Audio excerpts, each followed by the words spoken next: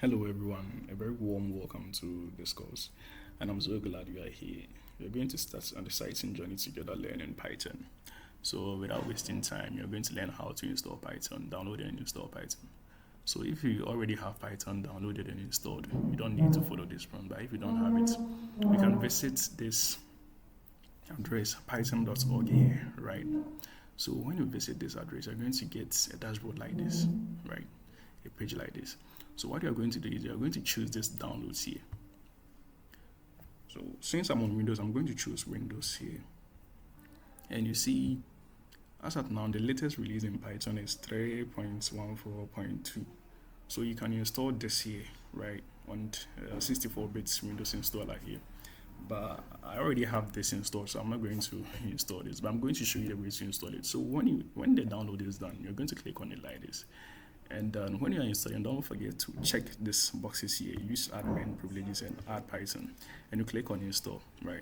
But since I already have Python installed, I'm not going to click on install now. So I'm going to cancel this, right? So that's just basically the steps to install Python. So once you're done, we also need a code editor. So a code editor is a place where we're going to write our codes. And this code editor makes our code beautiful, and it helps us to write these codes as well. So the code editor we are going to use is Visual Studio Code, and you can get this on visualstudiocode.com here.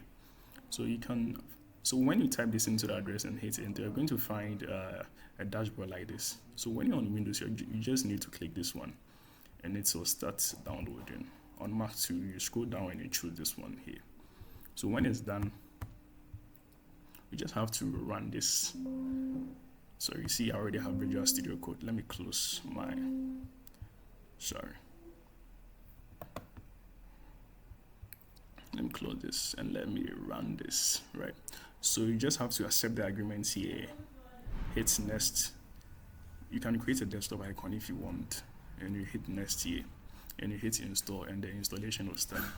But since I have Visual Studio Code already installed, I'm not going to install this. I'm just going to cancel this, right? So when you finish this, you have to test whether Python is correctly installed on your computer. So what you're going to do is you're going to hit CMD. You're going to use the command prompt, and you're going to type this here like Python version. You hit enter, and you see that Python 3.13.9 is already installed on my computer. So that's why I didn't install the Python 3.142. But you can install the Python 3.140 if you want. It's the same thing, right? It's not a big problem. So that's just. So when this is done, what you're going to do is that you're going to open VS Code here, right? So when VS Code is open, the first thing you're going to do is that you're going to go here. There's 4 button called extensions, right? And I'm going to type in Python here, right? Sorry.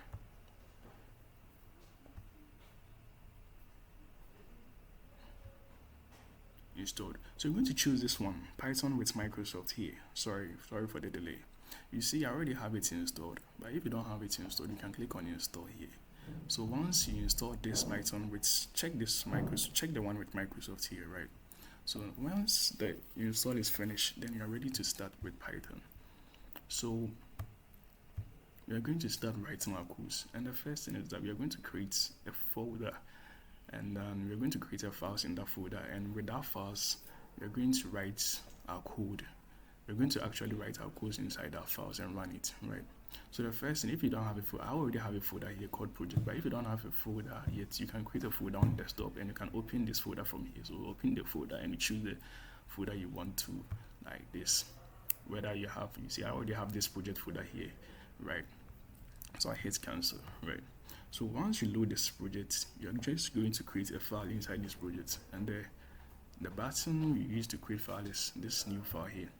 So I'm going to type in, let's say, hello, right? And don't forget to add this extension to it, .py here. This actually tells VS Code that, man, we are just writing Python code. We are not writing any other programming language code, just Python. So without this .py here, you are not specified. This is just going to create a file there, and your course in Python won't run. So you don't forget to add a Python extension to a .py here, and I'm going to hit enter. So now Python is set up and you can write our code. And the first code we're going to write is print hello world. So you're going to test this, right? So now you're going to run this program here. And you see hello world here, right? So I'm going to explain to you in a moment why there's points, why this bracket, this parenthesis, and this quotation and all these words. But before that, we are just going to learn some basic things before we get that. And we're going to learn this basic things in Python first, because you're actually going to be using these things all over in Python, right? So the first topic we are going to learn is data types. And the first data type we're going to learn are integers.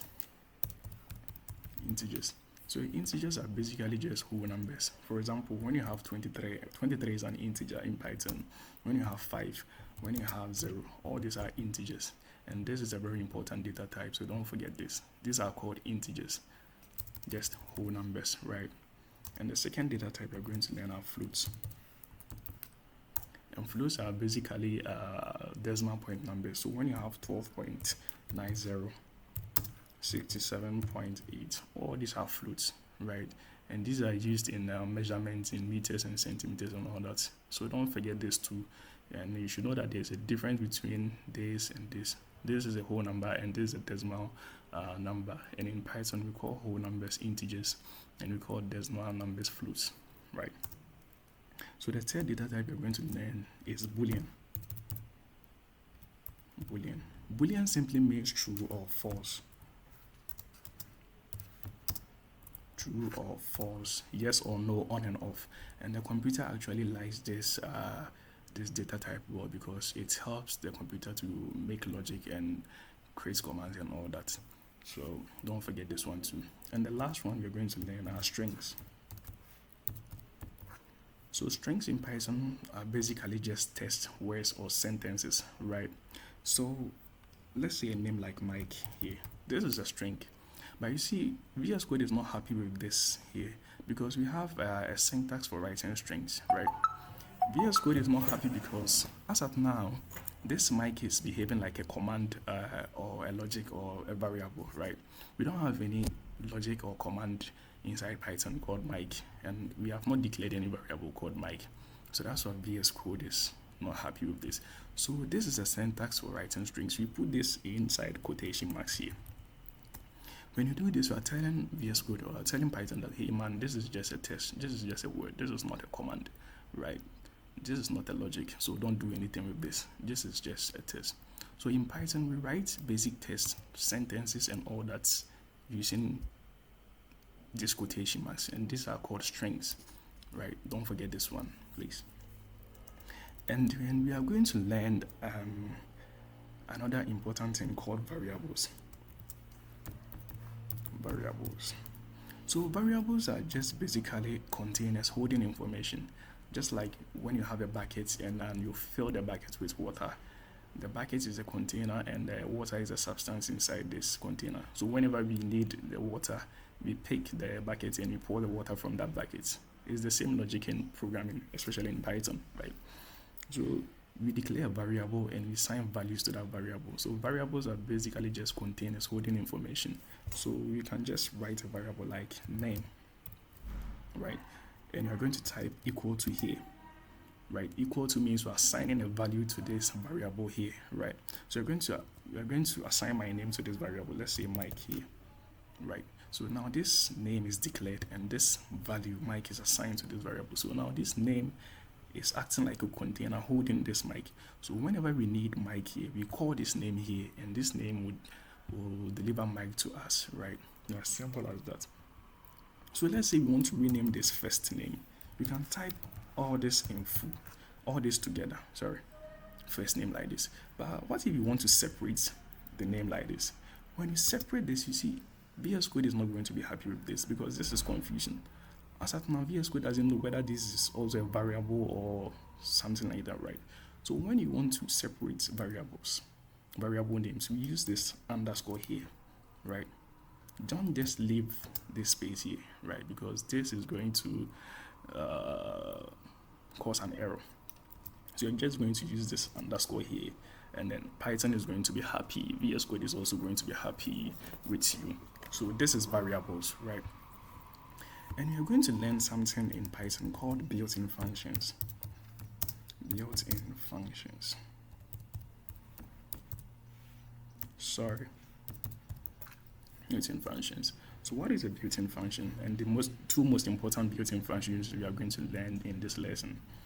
So the two most important and the basic ones is called print and input.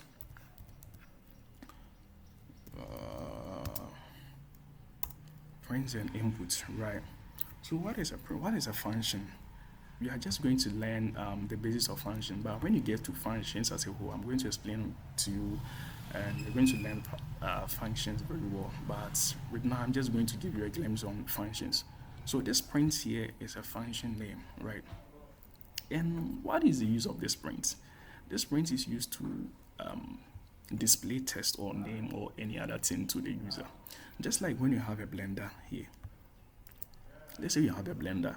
A blender has one specific function, and this function is to use to grind food or vegetables or any other thing you want to use a blender for, right?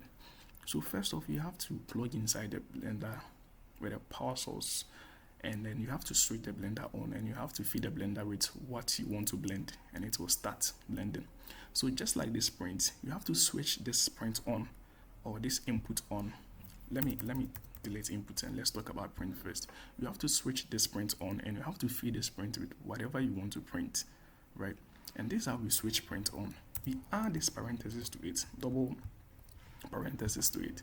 When you do this, it means now print is ready, and print is ready to print anything you want print to do. But without this, print is just print. Print can't do anything, right? So you want print to work, you have to add a parenthesis, double parenthesis to it like this, right?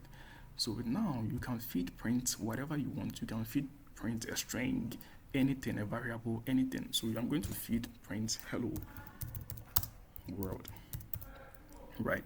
So when I run this program as of now, I'm going to get hello world here, right? Because I've printed hello world on the terminal window, right? It's as simple as that. You can also print the first name, the variable first name, right? First name here, and this first name, let's see what it will print. It has printed Mike here, right? Because this first name is a variable holding this Mike here. So whenever you print the first name, it's going to print the value inside the first name. But I want to ask you a question. What if I put this first name inside a quotation mark? What do you think is going to be printed on the terminal window? Is it going to print Mike, or is it going to print first name? Let's check. I printed first name. Why? Because first name is a string, right? Because it is in brackets, right? First name is not a variable, it's just a string. So you have to know the difference between a string and a variable. When you put this inside a quotation mark, Python is going to treat this as just a text, just a word, just print first name for me, right? So it's going to print first name. But if you want the value inside this first name, then you have to declare a variable, and you have to assign this value to this variable. So then if you want to print Mike here, then you have to just type the first name inside without the quotation marks, and Python will understand that, yeah, we are printing this variable called first name, right? So simple. So now we are moving on to input, also a fundamental built-in function. Just like print is used to display text to the user, the input is also used to get information or values or data from the user. And just like print, if you want the input to work, you have to switch the input on. And how do you do that? By assigning this parenthesis to it at the back here. So once you do this, now the input is ready to work, right? So now you can pass any arguments inside, right? Or any information inside, whether a string, whether anything, right? So basically, an input is used to we pass only strings into an inputs function because we want an information from the user, right? We cannot pass a variable inside these inputs, only strings, right? So we can, let's say we want to ask the user their name. You can type, what is your name? A question mark here, right? When you do this, we are asking the user for an information. So when you click run here, we see Mike and we see what is your name. Let's say I type Mike, then the program is done, right? So that's basically the two most important or the two basic built-in functions in Python: the print and the input, right? So what if you want to store the user's name and you want to use the user's name again? So this input, what is your name? We are going to get a value actually from the user. But what if you want to use this value again? Pause the video and think about it. What are you going to do? You are going to store this input inside a variable, let's say name, right? When you do this, we are assigning the value that the user types inside this variable called name. So whenever we call this name, whenever we print this name here, right? This is going to print the name that the user typed, right? Because basically this input is used to get an information. So let's say the user types Mike here. It's just like declaring name and assigning Mike to it, right? So whenever we print, let's run this program. You see Mike, what is your name? I type Mike and Python prints Mike here because actually we are printing this name here because this name is the variable holding all the information that the user is going to type here. So let's say I run the program and I type Michael here. It's going to print Michael here, right? It's not simple as that. So these are just basically the basis or the core basis in Python. So don't forget, we have integers, we have floats, we have boolean, we have strings, variables, and built-in functions, and how these built-in functions work. So an integer is basically a whole number, a float is just a decimal number, a boolean means true or false, on and off, yes or no, and strings are just text words or sentences. And don't forget that we put strings inside a quotation mark. If you take the quotation marks from them, then Python will think that this Mike is a command or a variable like this. But as of now, we don't have any variable called Mike here. So when you take these quotation marks, you're going to get an error. But what if you have a variable called Mike here? Let's say Mike, and this is equal to, let's say Michael. Sorry, this is equal to Michael here. When I take this quotation marks from it, you are not going to find any error because as of now, Mike is what? Declared. Mike is declared, right? So you're not going to have a problem with that, right? So you're not going to find this error here because now Mike is declared as a variable, right? So it's as simple as that. So variables are just containers that holds information for us, and built-in functions like prints and inputs are used to. A print is used to display our information to the user, and an input is used to get values or used to get a value or information from the user, right? So we can store those information inside a variable, and we can print those, or we can reuse these variables whenever we want it, right? So this is the end of the video, and in the next video I'm going to dive deeper into the prints and this input built-in functions, and you're going to move on to string methods and all that. So thank you for watching this video and have a nice day. Bye.